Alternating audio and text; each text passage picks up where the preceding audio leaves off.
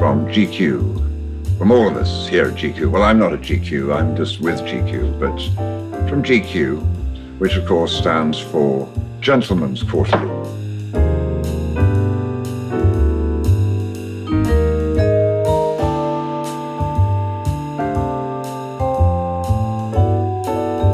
Let's do this. Is not a complete sentence. What? To be. To be. Definitely to be. Is that a question? You lucky bastard. Fucking come on. What a wanker. Here we go. Are my flies done up? Maybe the nose putty was a bit too much. Fantasy backstage writer. Okay, vegan Star Bar. I absolutely love Star Bars. I need a vegan version. Fireman's pole from my dressing room to the wings. That would be pretty cool. Brad Pitt, of course. Fuck off. A number of people, normal people, from toddlers to old men. Judi Dench. Armie Hammer looks a little bit like me, does he? Tony Curtis. Or Danny Dyer. It is a tale told by an idiot, full of sound and fury, signifying nothing. Henry V, Act 3, Scene 1. Then imitate the action of a tiger, stiffen the sinews, summon up the blood. Oh, for a muse of fire. What we all hope for. I think it was the split second of realization that I was about to projectile vomit during a performance I was playing Jimmy Porter in Look Back in Anger. I shot Juliet Stevenson in the face. I have wardrobe malfunctions constantly on this show. A bra strap went ping on Friday night. So this is the problem with bondage gear. You know, it falls apart. I walk on stage.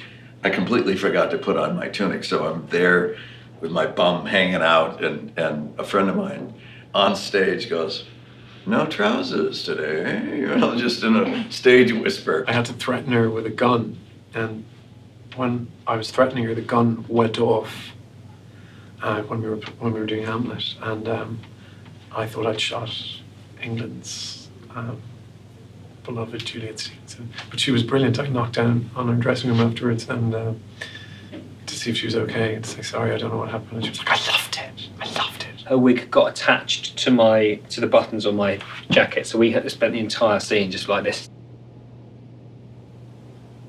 I don't think there is such a thing as an overrated Shakespeare character. I think they all have fantastic depth. I suppose I would never want to be arrogant enough to be in the position to ever judge any of Shakespeare's brilliant characters. The most challenging role I've ever played is Hamlet. We did it 150 times. It's 3 hours and 40 minutes. And there's 1,500 lines.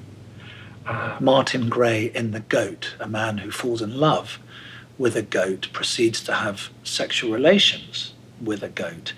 And I found persuading the 3 people I was on stage with and the 900 people in the theatre every night that this was not transgressive and or odd and should be appreciated for what it is, which is a love of another creature. I found after 3 months it was quite difficult persuading everyone of that. The kind of climax of the play, I had to stand on a bed and piss myself whilst sobbing my eyes out. That was quite a challenge.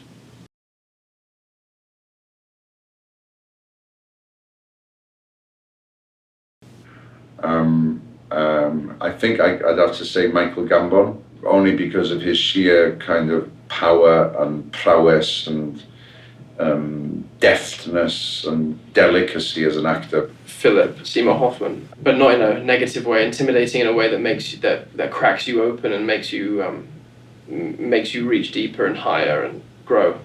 I think an actress called Sonia Dresdel, and I came to light a cigarette for her, and the match broke. And I lit another match and that broke. And then I dropped the matches.